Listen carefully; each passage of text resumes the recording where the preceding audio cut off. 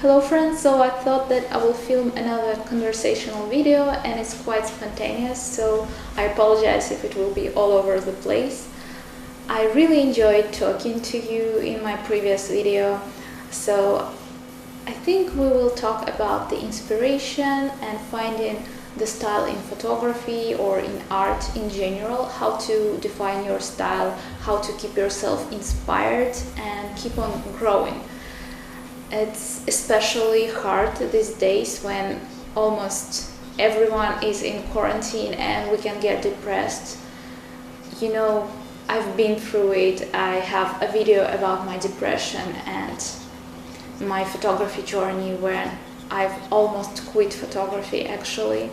So yeah, just wanted to inspire you and give you some tips. I hope it will help you.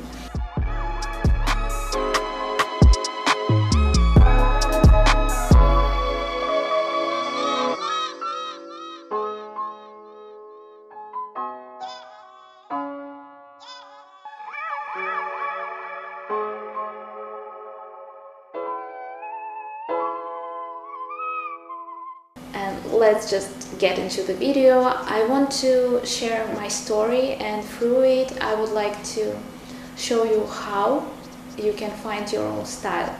So first of all, I think my style is about minimalism, Asian and Japanese art and fashion, you know, very feminine beauty, sometimes, not always. And I also love showing architectural objects and buildings and everything like that. So my style is basically a mix of all of those things. And how I came to this exactly. First, I've started photographing my friends and I was really inspired by Asian art and Asian cinema, especially Wong Kar-wai's movies. Most of his movies are really colorful and have that almost magical atmosphere, a very unusual color palette. And yeah, so when I was starting, my photos were a little bit similar to Wong Kar-wai's movies. I was inspired by the locations, by the clothes and the colors, of course, and it was my style at that moment. I don't know if I can call it the style, but yes, I've been photographing in this mood for about a year and I had few exhibitions. I've been experimenting with colors. Don't get me wrong, I didn't copy Wong Kar-wai's works or anything like that. I was just really inspired and touched by his work, so I've projected it into my works, into my vision. Then I had a period of time when I was really into classic photography. It was the time when I started doing model tests, photography model tests. I first went to Milan and started collaborating with modeling agencies there. I thought that black and white photos are really good for shooting model tests because we're not selling the product, we're just showing the model's beauty. If you would like to know more about model tests and everything like that, you can check out my other videos, and I also have a book about model test shoots, so check it as well because it's one of the ways how you can start your career and get into this industry. So what I was talking about is I started educating myself, I started learning fashion photography and photography in general and its history, and of course I've learned a lot about black and white photography and the classic masters of photography, and I was affected by them at that time. I wanted to get into this industry and to work with brands, work with agencies, so I figured out that I need to grow and I need to learn more, so I've changed my direction and I've started exploring black and white photography and something more classic.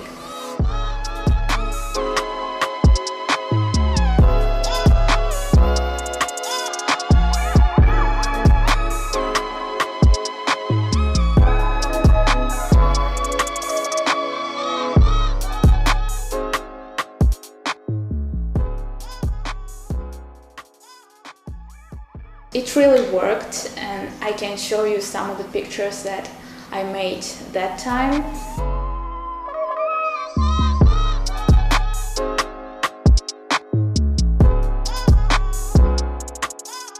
The third part of my style, which I mentioned, is Japan and Asia and Asian culture. Not only Wong Kar-wai's movies were my inspiration, but also Asian culture and art in general. And I use some Asian elements in my pictures, and of course the locations. Even if I'm not in Asia, I usually try to find some locations like Chinatown or some color palettes that can remind me of Asia and get me inspired. And when I'm in Japan or in Asia, of course I'm super excited about the shootings, and yeah.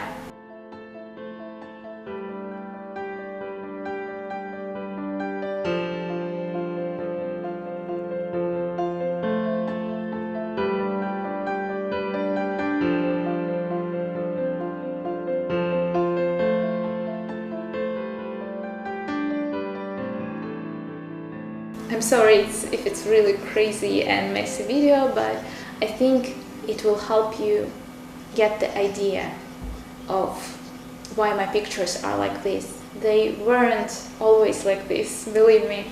And one more thing, I mentioned that I've started architecture and design. I really love putting my models into the architectural environment, asking them to climb up on the building or photographing them on the balcony and finding those interesting angles. One of my first shoots was with my friend on the rooftop in Tokyo, and we also explored those little buildings. If you feel like you can't find your style at the moment, it's absolutely okay. You will be growing, you will be changing, your photography style will be changing. And even if not talking about photography, if we can talk about art, you will be growing and changing as well.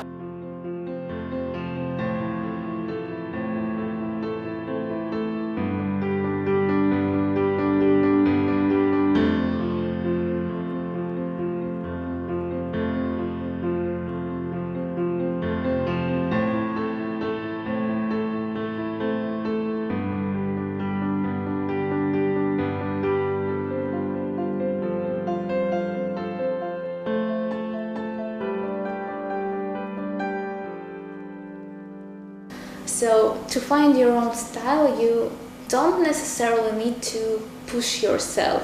It's not really hard. You can just analyze what you love, what you like, your favorite artists. For me, it's, for example, Paul Gauguin.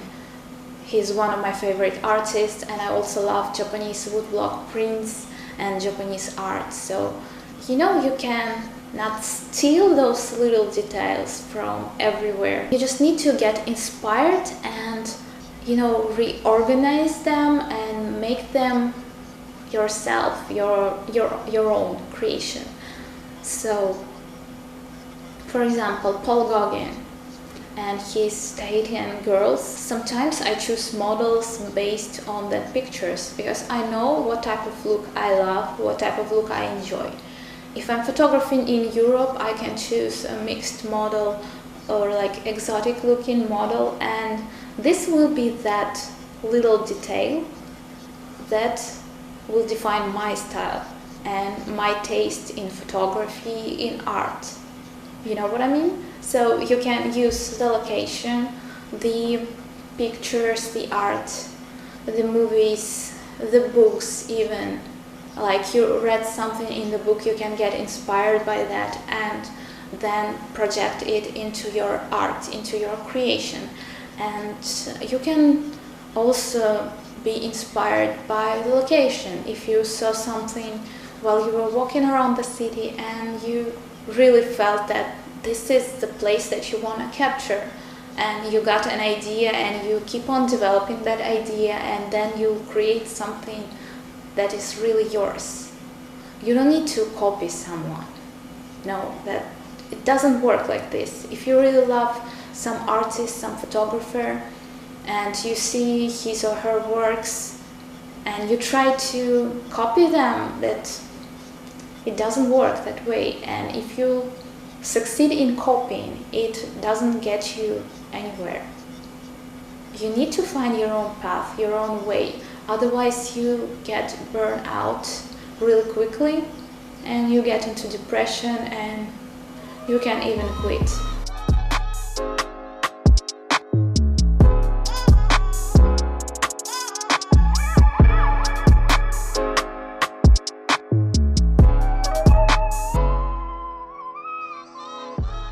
If you're in that situation when you're feeling down, you're feeling depressed and uninspired, maybe it's because of the tiredness. So first of all, I would really recommend you to take a break from doing what you were doing. If it's your full-time job, just take a break. Well, now we're in quarantine, and due to the whole situation in the world, it's easy to take a break. And actually, I'm even happy about this situation, because sometimes it's also hard for me to let myself relax and have a calm evening and do nothing. I just can't do nothing.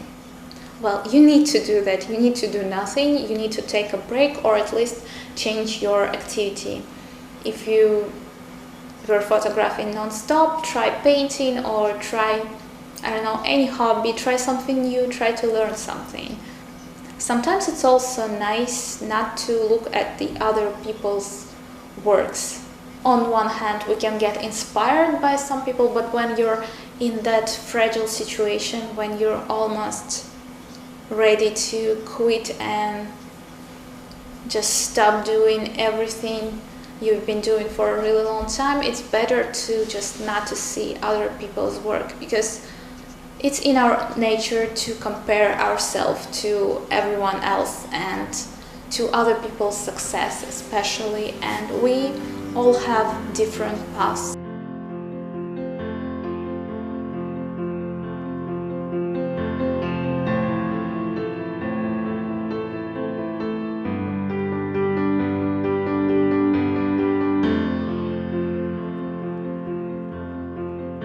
This whole situation for me is an opportunity to learn a little bit more about myself, about my art, about my photography style again. And after the quarantine is over, I'm sure I will be ready to explore everything from a different perspective. And that's a precious experience, I think.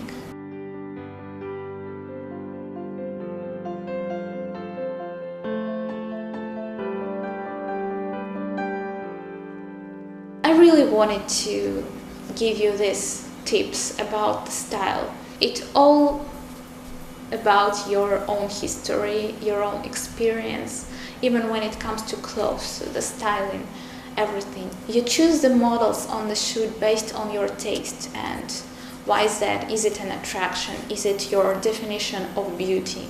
How do you